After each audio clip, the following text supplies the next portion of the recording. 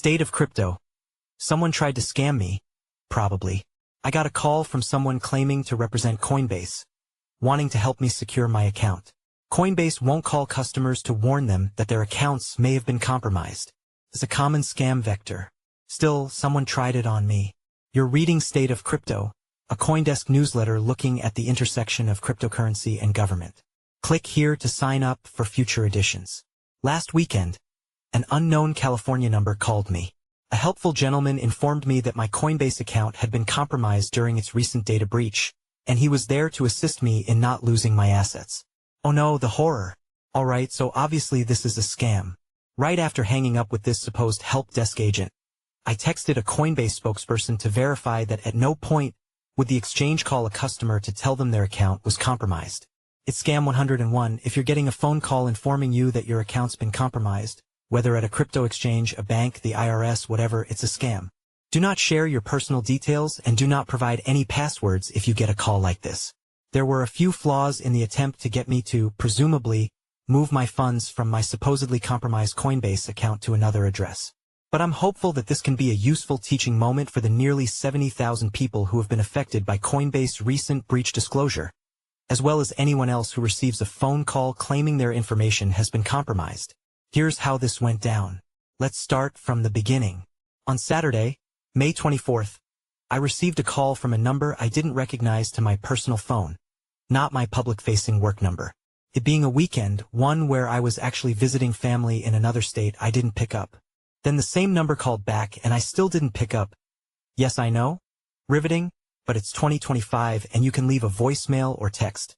10 minutes later, I received a third call from a different number, which I did pick up because at that point I was curious.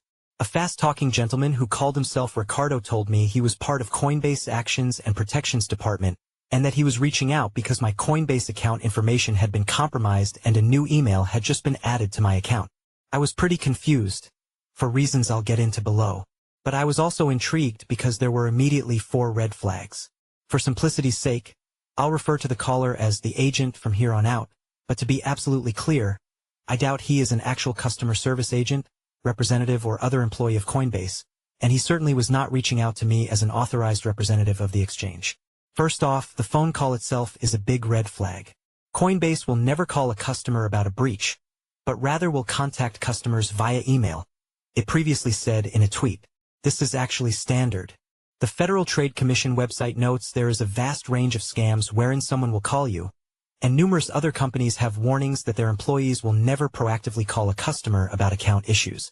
The agent I spoke to said they would freeze my account for 24 hours to ensure no funds could be stolen. Thanks, I guess. And that a supervisor would reach out to me. I continue to wait for the supervisor to call.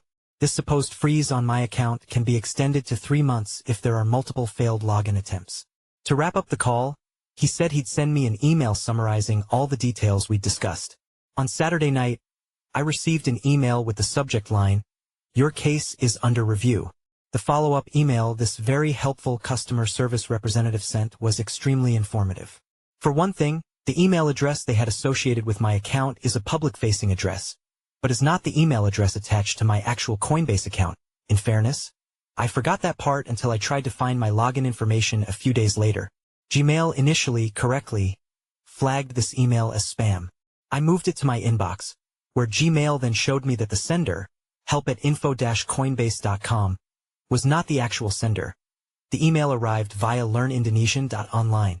Even the info-coinbase.com part is sketchy. For one thing, Coinbase website is coinbase.com, though it does send emails from info@info.coinbase.com.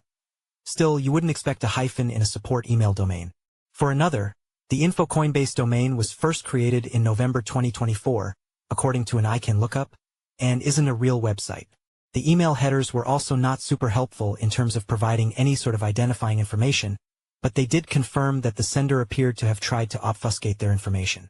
Curiously, the Visit Coinbase link at the bottom appeared to link to the actual Coinbase website, and there do not appear to be any hidden embedded images or other attached files in the email at all. I'm not totally sure what's going on there. A real scammer could have embedded a virus of some sort into the email or even a tracking pixel. Another common tool scammers might use is putting in a phishing link in place of a legitimate one in an email, tricking the user into going to a website intended to steal their login information. This is not legal, technical, or any other sort of advice. If you decide to try and scam somebody using information you gleaned from this newsletter, stop it. While scammers might sometimes know how much their intended victims have in a wallet or account, the person who called me did not appear to have that information, as I have 0 crypto in my Coinbase account. I called the number back on Friday to see what might happen. No one picked up. I guess my account must be secure now. Friday. If you've got thoughts or questions on what I should discuss next week or any other feedback you'd like to share, feel free to email me at nick@coindesk.com or find me on Blue Sky at nikalesh.bsky.social. You can also join the group conversation on Telegram. See y'all next week. Nikalesh Duh is Coindesk's managing editor for global policy and regulation, covering regulators, lawmakers, and institutions. He owns less than $50 in BTC and less than $20 in ETH. He won a Gerald Loeb Award in the beat reporting category as part of Coindesk's blockbuster FTX coverage in 2023, and was named the Association of Cryptocurrency Journalists and Researchers Journalist of the Year in 2020.